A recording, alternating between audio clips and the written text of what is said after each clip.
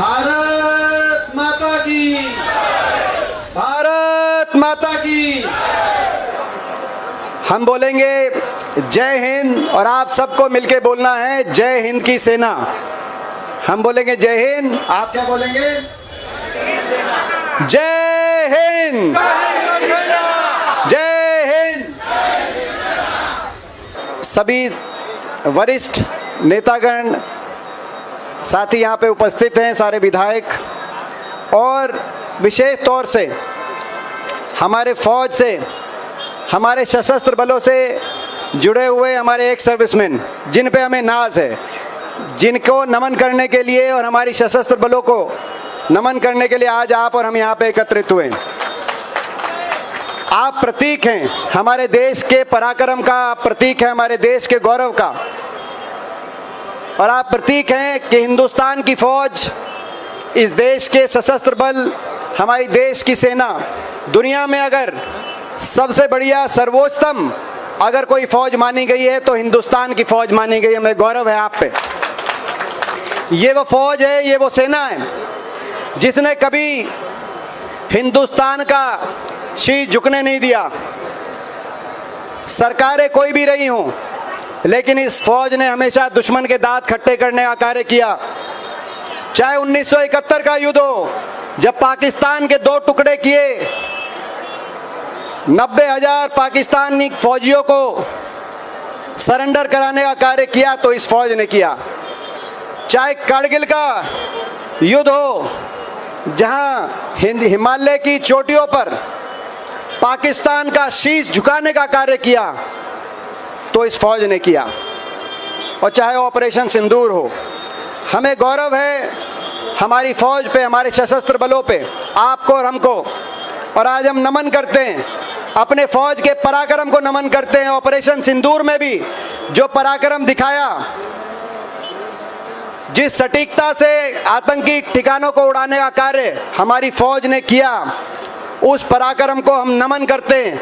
आज पूरा देश एकजुट है और पूरा देश एकजुट होकर हमारी देश की सेना को बारंबार नमन करता है। आज अखिल भारतीय कांग्रेस कमेटी की तरफ से सबसे पहले ये प्रस्ताव मैं रखना चाहता हूँ, हमारे इंचार्ज अजय कुमार लल्लू जी के सहयोग से प्रस्ताव मैं रखना चाहता हूँ। हमारी सशस्त्र बलों को एक धन्यवाद प्रस्ताव, जिन सशस्त्र बलों ने इतना पराक्रम दिखाया, तो ये प्रस्ताव, धन्यवाद प्रस्ताव, एक बार हाथ उठाकर सब हम आज उड़ीसा की जगन्नाथ, भगवान जगन्नाथ की धरती से, भगवान जगन्नाथ की धरती से हाथ उठाकर अपनी सशस्त्र बलों को धन्यवाद प्रस्ताव आज हम पारित करते हैं। हम नमन करते हैं, आभार व्यक्त करते हैं, जिन्होंने हमेशा देश का तिरंगे को हमेशा ऊंचा रखने का कार्य किया। हम भर्त्सना करते हैं देश के दुश्मन उस पाकिस्तान की, उस धूर्त पाकिस्तान की, जिस धूर्त पाकिस्तान ने 47 से लेकर अब तक जो अपनी प्रवृत्ति से बाज नहीं आ रहा। जब 47 की बात हो, जब कबाइलों को भेजने का कार्य किया हो, और चाहे पहलगाम की 47 से लेकर पहलगाम के आतंकी हमले तक, देश के उस दुश्मन ने, पाकिस्तान ने, जिसमें हीन भावना कूट कूट के भरी है, जिसकी अर्थव्यवस्था और हिंदुस्तान की अर्थव्यवस्था में कोई मुकाबला नहीं है। आज हमारी 11 गुना अर्थव्यवस्था पाकिस्तान से है। किसी क्षेत्र में पाकिस्तान हिंदुस्तान का आज मुकाबला नहीं कर पा रहा। जो लोग कहते हैं कि 70 साल में क्या हुआ, उन लोगों को मैं बताना चाहता हूं, 70 साल में पाकिस्तान को इतना पिछाड़ दिया हमने कि आज पाकिस्तान, दुनिया के गरीब मुल्कों में पाकिस्तान की गिनती होती है, तो पूरी दुनिया में हिंदुस्तान की गिनती विश्व शक्ति के रूप में होती है। 11 गुना हमारी अर्थव्यवस्था पाकिस्तान से। लेकिन इस हीन भावना से भरे पाकिस्तान में सीधी लड़ाई करने की हिम्मत नहीं हमसे। जो सीधी लड़ाई ना करे वो पीठ के पीछे वार करता है। ऐसा धूर्त पाकिस्तान बार बार आतंकवादियों को आगे करके पाकिस्तान हिंदुस्तान के पीठ में वार करने का प्रयास करता है। आपने देखा, और जब भी करता है हमारी देश की फौज पाकिस्तान के दांत खट्टे करने का कार्य करती है, उसको मुंह तोड़ जवाब देने का कार्य करती है। ये देश का इतिहास है, ये हमारे देश के 75 साल का गौरवमय इतिहास है। और इसी कड़ी में पाकिस्तान ने एक नापाक कोशिश करी पहलगाम में एक आतंकी हमले को प्रायोजित करके। पहलगाम में जो हुआ वो आपने देखा, और जैसे ही पहलगाम में आतंकी हमला हुआ पूरा देश एकजुट हो गया। हमारी देश की फौज के साथ, सशस्त्र बलों के साथ पूरे देश की भावना बन गई कि इस बार पाकिस्तान को मुंह तोड़ जवाब दिया जाए और आतंकवादी ठिकानों को ही नहीं, पूरे आतंकवाद की फैक्ट्री को मूल रूप से नष्ट किया जाए। ये देश की भावना बनी। मैं धन्यवाद करना चाहता हूं कांग्रेस के हमारे राष्ट्रीय अध्यक्ष खड़गे जी का, मैं धन्यवाद करता हूं हमारे नेता राहुल गांधी जी का, जिन्होंने उसी दिन ये बयान दिया कि हम अपनी देश की फौज के साथ हैं और देश की सरकार के साथ हैं। सरकार कोई भी कदम उठाए, जो कदम उठाना वो उठाए, मगर इस बार पाकिस्तान को मुंह तोड़ जवाब मिलना चाहिए। जो सरकार कदम उठाएगी पूरा देश उनके साथ है और कांग्रेस पार्टी उनके साथ है। ये उन्होंने तुरंत बयान दिया। देश की एकजुटता का भाव, और उस जो एकजुटता की भाव से हमारी फौज आगे बढ़ी, ऑपरेशन सिंदूर को अंजाम दिया। पाकिस्तान के में आतंकी ठिकानों को हमारी फौज ने उड़ाने का कार्य किया और हमारी फौज काफी आगे बढ़ गई थी। देशवासियों को ये आशा, देशवासियों के दिलों में जग गई थी कि आज देश भी एक है, देश की भावना भी एक है और हमारी फौज के बढ़ते कदम हैं।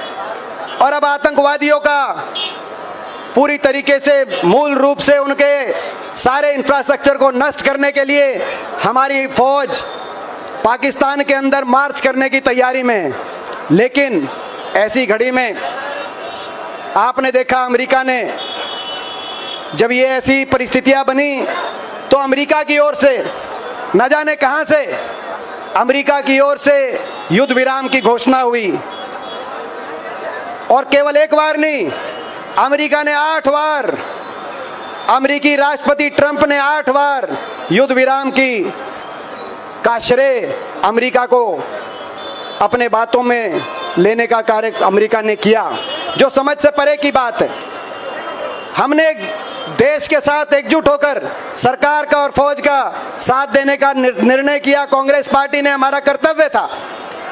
मगर अब युद्ध विराम हो चुका है और युद्ध विराम के बाद सारी परिस्थितियों का वो समझना जरूरी है। ये जो एकजुटता की भावना देश में उभर के आई थी, आज सबसे पहली बात जो समझने की जरूरत है कि वो कौन लोग हैं जिन्होंने इस एकजुटता की भावना को अपनी राजनीति के लिए तोड़ने का कार्य किया। प्रेस के माध्यम से हम कहना चाहते हैं कि भारतीय जनता पार्टी, जब देश एक था, फौज के हौसले बुलंद थे, तब भारतीय जनता पार्टी ने उस एकजुटता की भावना को अपनी राजनीति के लिए तोड़ने का प्रयास किया। हमारे दुश्मन के हौसले जिससे बढ़े, कौन लोग थे जिन्होंने हमारी वीरांगना, जिन्होंने अपने सुहाग को पहलगाम में खोया। हमारी देश की बेटी हिमांशी नरवाल को ट्रोल किसने किया, सारा देश जानता है। हमारे देश के विदेश सचिव विक्रम मिश्री, उनको ट्रोल किसने किया, सारा देश जानता है।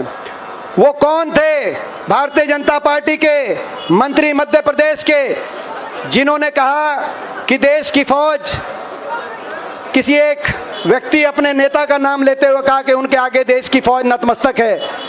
ये देश की फौज है, ये अगर नतमस्तक होती है तो भारत माता के आगे नतमस्तक होती है। वो देश की फौज है। भारत माता को बांटा नहीं जा सकता, जैसे भगवान जगन्नाथ को बांटा नहीं जा सकता। पूरा देश, पूरी सृष्टि उनके सामने नतमस्तक है। भारत माता के सामने भी सब नतमस्तक हैं और देश की फौज नतमस्तक। लेकिन वो कौन लोग थे जिन्होंने ये कहा? भाजपा के मंत्री थे। वो कौन लोग थे? भाजपा के, वो क्या मध्य प्रदेश के मंत्री जिन्होंने कहा कि कर्नल सोफिया कुरैशी आतंकवादियों की बहन है, आज मैं बताना चाहता हूं भारतीय जनता पार्टी वालों को, कर्नल सोफिया कुरैशी हमारी बहन है। कर्नल सोफिया कुरैशी हिंदुस्तान के 140 करोड़ लोगों की बहन है। जिस भी हिंदुस्तान के नागरिक ने वर्दी पहनकर जो फौज में देश की सीमा पे खड़ा हमारी सुरक्षा रक्षा के लिए, वो आपका हमारा हिंदुस्तान के 140 करोड़ लोगों का भाई और बहन है। किसी धर्म, जाति, विचारधारा के भाई और बहन के रूप में उनकी पहचान नहीं बनती। उनकी पहचान भारत की फौज के हिसाब से उनकी पहचान बनती है। मगर वहां भी आपने देखा किस तरह की राजनीतिक, और भाजपा की तरफ से कोई रोक टोक नहीं, यहीं तक नहीं रुके।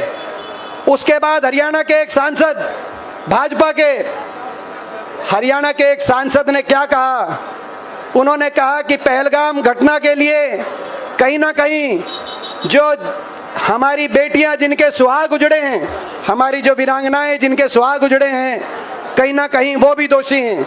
ये भाजपा के एक सांसद के बोल, ये भाजपा के सांसद के बोल रहे। और उसके बाद भी भाजपा ने इनमें से किसी पे कार्रवाई नहीं करी।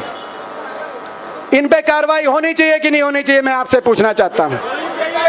भाजपा ने किसी पे कार्रवाई नहीं करी। ये कैसी देशभक्ति है, ये कैसा राष्ट्रवाद है। देश किसी दल से ऊपर नहीं हो सकता।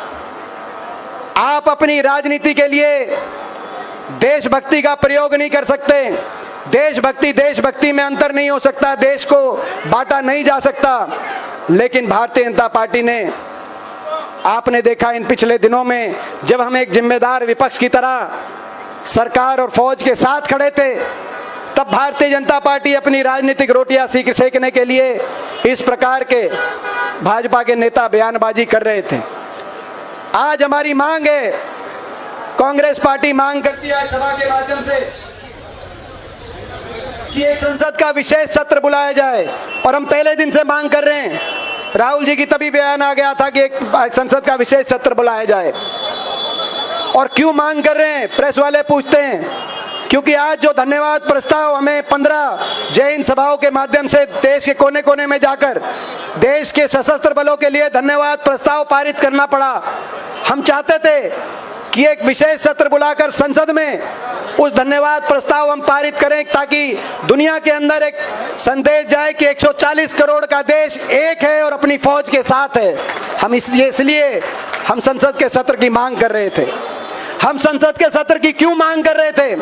हम इसीलिए मांग कर रहे थे कि 1994 में कांग्रेस की नरसिम्हा राव सरकार के समय जो एक प्रस्ताव पारित किया गया था कि पाकिस्तान ऑक्युपाइड कश्मीर हिंदुस्तान का अभिन्न हिस्सा है, आज समय आ गया कि हम वो संसद के माध्यम से एकजुटता से वो प्रस्ताव दोबारा पारित करें और पाकिस्तान ऑक्युपाइड कश्मीर को दोबारा लेने के लिए एक रणनीति बनाएं। हम क्यों मांग कर रहे थे, संसद के विशेष सत्र की क्यों मांग कर रहे हैं?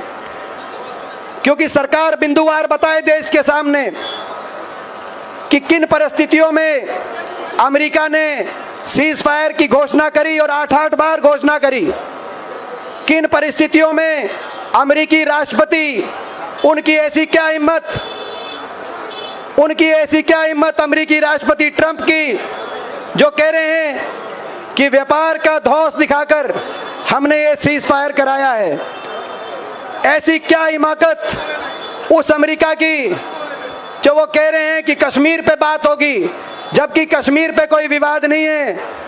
कश्मीर हिंदुस्तान का भी हिस्सा है और रहेगा।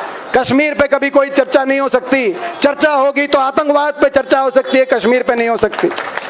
मगर वो ट्रंप कह रहे कश्मीर पे चर्चा होगी और एक तीसरे मुल्क में चर्चा होगी। तो ऐसी क्या हिमाकत, ऐसी क्या हिम्मत 140 करोड़ के एक विश्व शक्ति हिंदुस्तान, भारतवर्ष के सामने ये अमेरिका, ये वही अमेरिका है जिसने 1971 में, जिस अमेरिका ने कहा था उनके राष्ट्रपति ने कि आप बांग्लादेश के अंदर फौज मत भेजिए, हम अपना 7वां लड़ाकू बेड़ा ढाका भेज रहे हैं। और इंदिरा जी ने कहा था आपका बेड़ा 20 दिन में पहुंचेगा और ढाका में आपको पाकिस्तान की फौज नहीं, हिंदुस्तान की फौज आपके बेड़े को आगे स्वागत करने के लिए पहुंचेगी। ये वही अमेरिका है उस समय।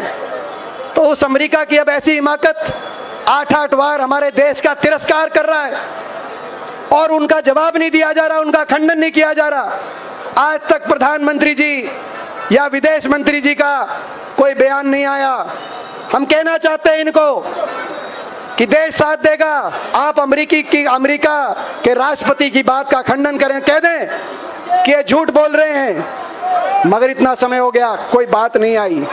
हम विशेष सत्र की इसलिए बात कर रहे हैं कि इन सारी बातों पर चर्चा और देश एकजुटता से एक रणनीति बनाए कि आतंकवाद को पूर्णतः नष्ट करने के लिए क्या कदम हमें उठाने पड़ेंगे।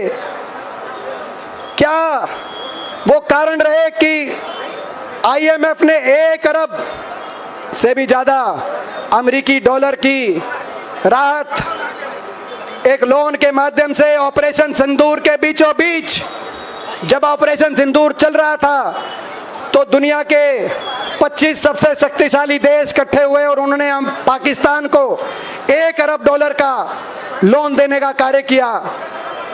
पाकिस्तान को किस बात का इनाम, हम सवाल पूछना चाहते हैं।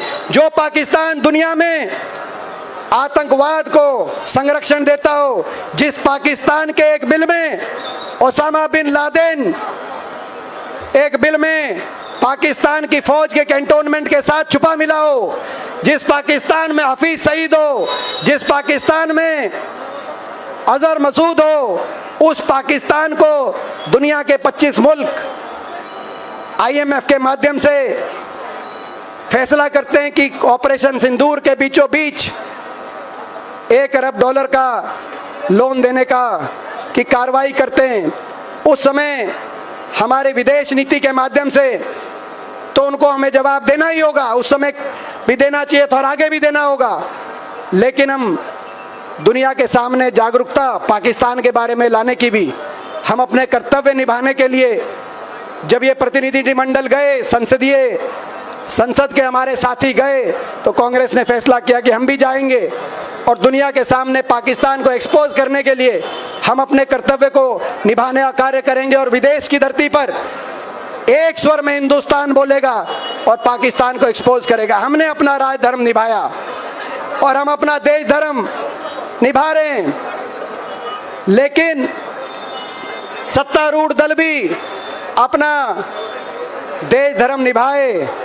राजनीति करने की, हमारी फौज पे राजनीति और फौज के पराक्रम पे राजनीति करने की आवश्यकता नहीं है। भारतीय जनता पार्टी के वालों को हम कहना चाहते हैं, हमने हमेशा देश धर्म निभाया। देश धर्म आपको याद होगा, जब 26/11 में मुंबई में आतंकी हमला हुआ तो तत्कालीन गुजरात के मुख्यमंत्री, जब आतंकी हमले का जवाब चल रहा था और कार्रवाई चल रही थी, तो तत्कालीन गुजरात के मुख्यमंत्री पहुंच गए मुंबई और उन्होंने अपनी प्रेस वार्ता में जो कहा, बहुत कुछ ऐसा कहा जो राजनीतिक दृष्टि से उस बात को, उस घटना को देखा। लेकिन हमने नहीं किया। जब ये हमला हुआ, जो ऑपरेशन सिंदूर हुआ, हम एक स्वर में सरकार और फौज के साथ खड़े रहे। आज समय आ गया है कि हिंदुस्तान करारा जवाब पाकिस्तान को दे और सारी परिस्थितियों पर खुलकर हमारी देश की संसद में चर्चा हो, ताकि देशवासी सारी परिस्थितियों को समझ सकें। इस भावना के साथ आज जो यहाँ जय हिंद सभा का आयोजन किया गया है, मैं विशेष तौर से जो हमारे प्रभारी हैं राहुल जी के, खड़गे जी के और प्रियंका जी के विश्वास पात्र साथी अजय कुमार लल्लू जी को मैं बहुत बहुत शुभकामनाएं और बधाई देता हूं। मैं इनसे कह रहा था कि जय हिंद सभा 15 जगह हुई है पूरे देश में, मगर शायद जिस भावना के साथ और इतने बड़े जनसमूह के साथ और जिस रूप से, क्योंकि आज ये भी एक जय हिंद सभा की मूल भावना का रूप आपने यहाँ पर प्रदर्शित करने का कार्य किया है कि आज सशस्त्र बलों के हमारे एक्स सर्विसमैन ऊपर बैठे और हम सब नीचे बैठे हैं। तो ये जो जय हिंद सभा, मैं आपको बहुत बहुत बधाई देना चाहता हूं लल्लू जी और भक्तचरण दास जी के नेतृत्व में मैं पूरी उड़ीसा कांग्रेस को मैं बधाई देता हूं। आज ये जो भावना प्रतिबिंबित हुई है जय हिंद सभा के मामले के भुवनेश्वर में इस आयोजन से, मैं समझता हूं देश में एक संदेश जाएगा कि अगर कांग्रेस पार्टी कहीं मजबूती से देश की फौज का कांग्रेस पार्टी ने सम्मान किया है तो वो उड़ीसा में किया है, भुवनेश्वर के अंदर किया है। इसके लिए आप बधाई के पात्र हैं भक्तचरण जी। इन्हीं शब्दों के साथ मैं दोबारा से वो नारा लगाऊंगा, मैं कहूंगा जय हिंद, और आपको क्या कहना है? जय हिंद की सेना, जय हिंद, जय हिंद, भारत माता की। धन्यवाद।